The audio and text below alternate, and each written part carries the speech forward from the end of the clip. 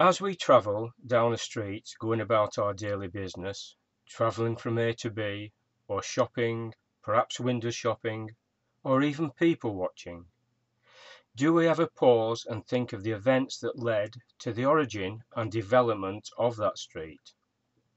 This is an attempt to discover the origin of such a street, Chapel Street in Chorley, Lancashire.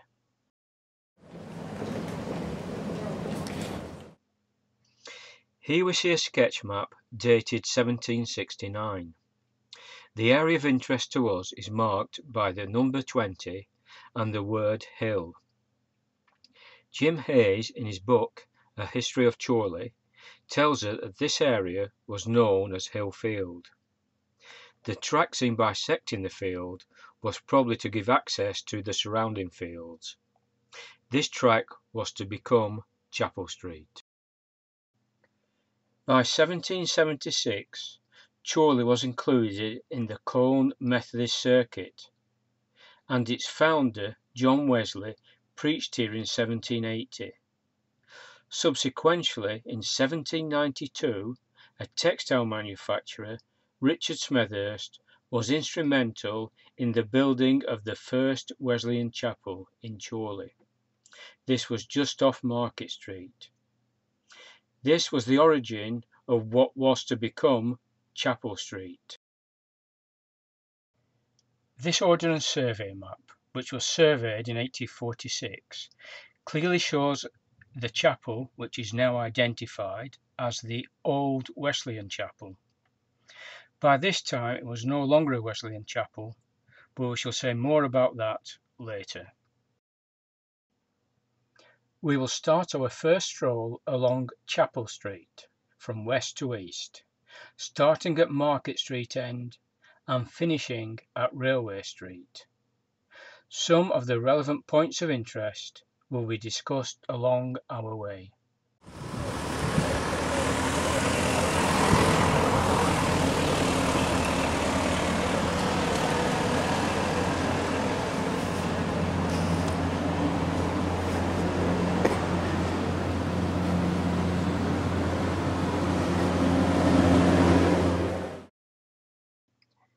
I believe that the three shops we are now viewing are on the site of the Old Wesleyan Chapel. Measurements taken from the 1846 Ordnance Survey map fit exactly with this site. Also, various publications state that the chapel was opposite the west corner of Cleveland Street. The chapel was abandoned in 1842 when a new Methodist church was opened in Park Road. 1846 saw the old chapel being leased to a Roman Catholic priest, Father Gibson, for a sum of £25 per year. It was then used as a place of worship and a Sunday school for Chorley's Roman Catholic population until the opening of St Mary's in 1853. The last recorded use of the building before it was demolished was as a music hall. The next building that takes our interest is Gordon House. Built in 1899 and accommodated by a Robert Gordon Anderson, described as a man of private means and a conservative registration agent. Mr. Anderson lived there with his wife and 2 children, his wife running a restaurant and coffee shop within the building.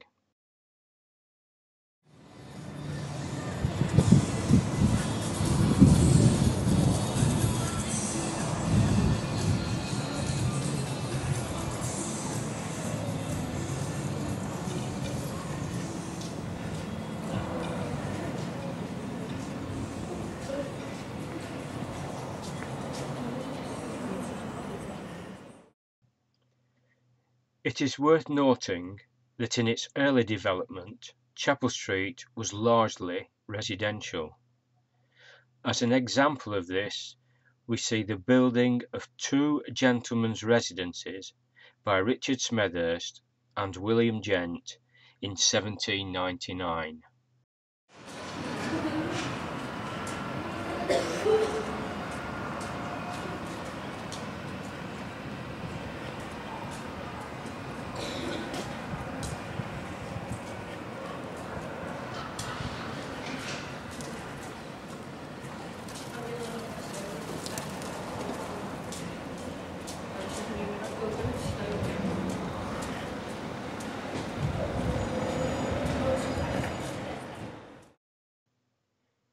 A good tip for the amateur historian or curious pedestrian is always to look up at the skyline.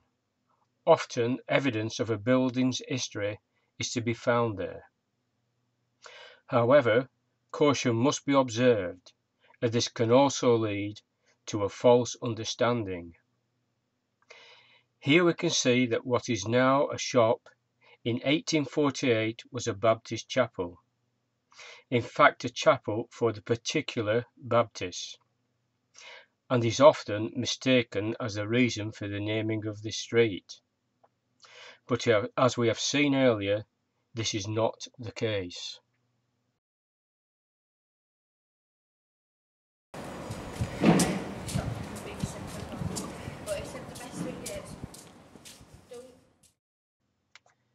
We now approach what is a later extension to Chapel Street, at its junction with Church Street. This is a part of the change from residential to a commercial street during the Victorian era, referred to by Jim Hayes in his book, A History of Chorley.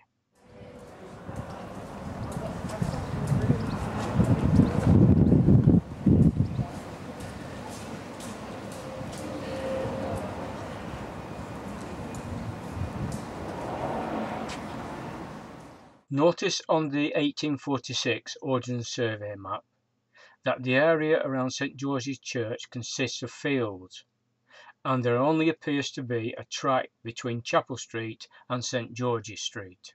That track is now known as Church Street. After the Battle of Waterloo, the French had to pay compensation for war damage. This money was distributed to building new churches in the growing industrial areas.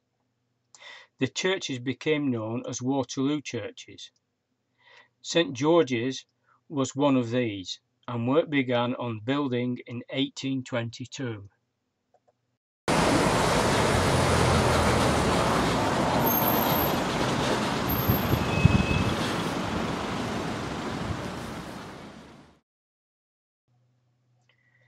Here we see an example of the Victorian development of Chapel Street.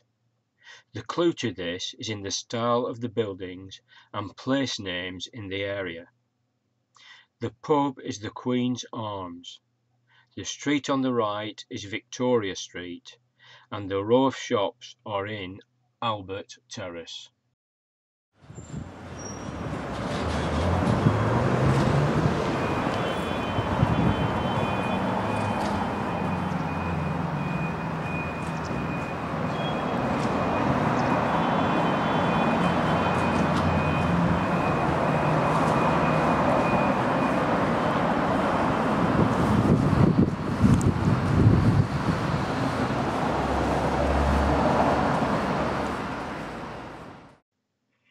Chapel Street was a direct route between Chorley town centre and the railway station.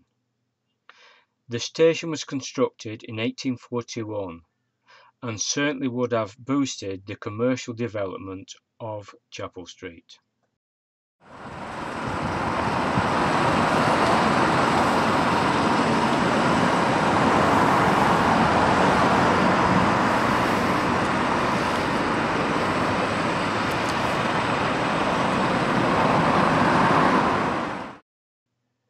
We are now going to walk from the railway road end of Chapel Street, that's from east to west, concentrating on the north side of the street.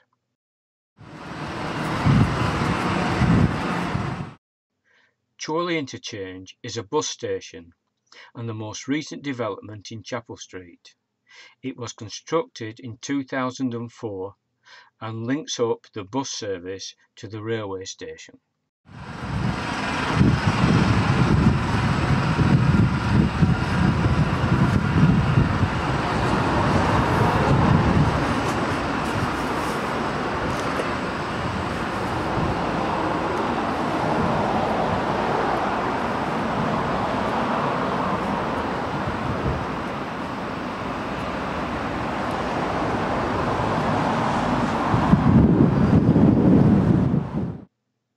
This building, which surely can't fail to be noticed, is the Victoria Shepherd's Hall, built in 1903 as the headquarters of the Loyal Order of Ancient Shepherds, Chorley branch.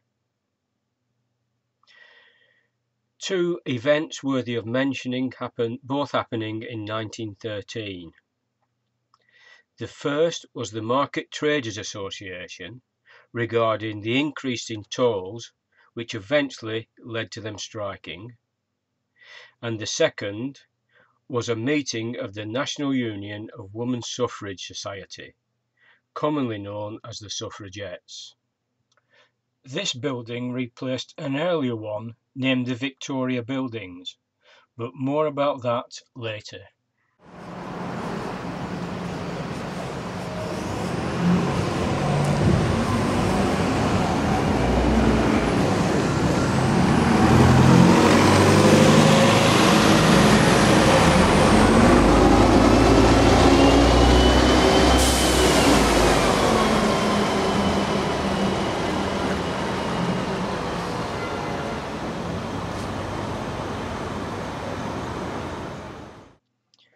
Notice that these buildings have two flights of steps, one leading up to a front door and the other one leading down to a cellar. These were originally weavers' cottages. The handlooms were housed in the cellar, which had a soil floor to keep the cotton damp to aid in the weaving process. In the 1850s, William Gillibrand hired out handlooms and warp and weft to some of the weavers. As handloom weaving declined with the rise of the mills, the cellars were often rented out to families as accommodation. This was reported as being damp, dark, and airless.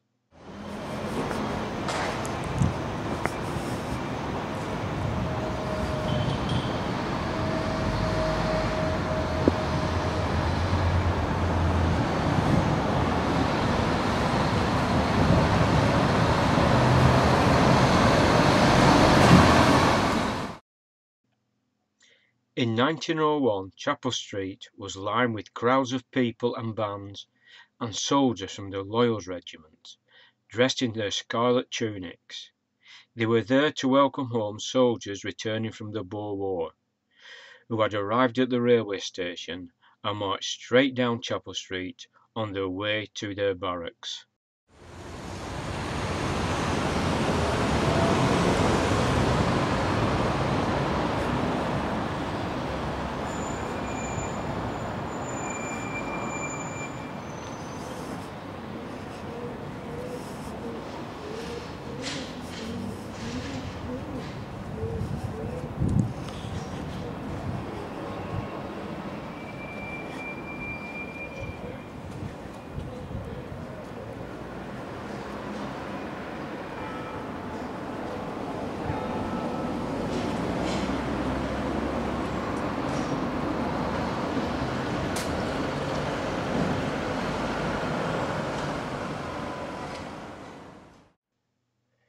We now arrive at New Market Street.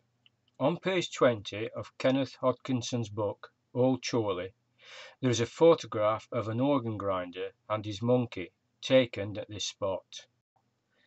If we look at the Ordnance Survey map of 1846, there is an unnamed thoroughfare at this junction.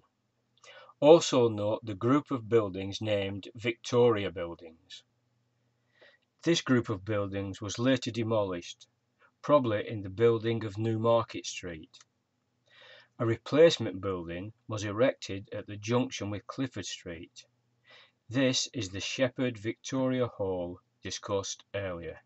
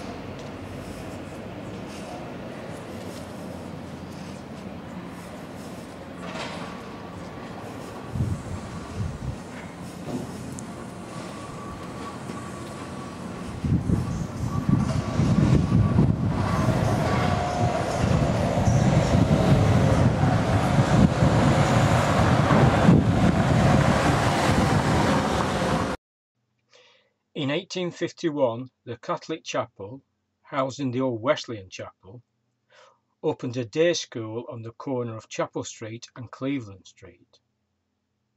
Although I have not been able to confirm this as the building, many people have said that a school did exist here above the shops. 1902 saw the Chorley Weavers Association open offices on the corner of Chapel Street and Cleveland Street. The association had 4,041 members.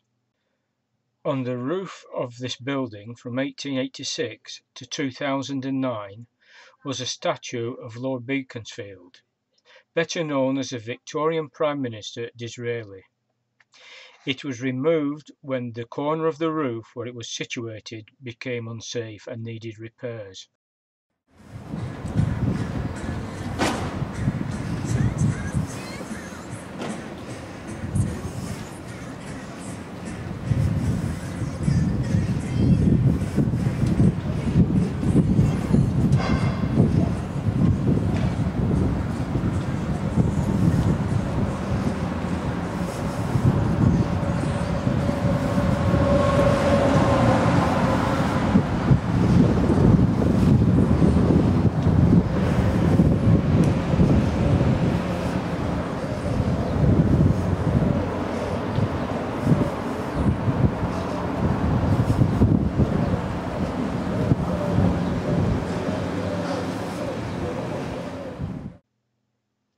And that concludes our brief look at the origins and history of Chapel Street, Chorley. I'm sure that there is much more to tell and discover, much more detail to add. Maybe that's for another time. For now, thanks for watching.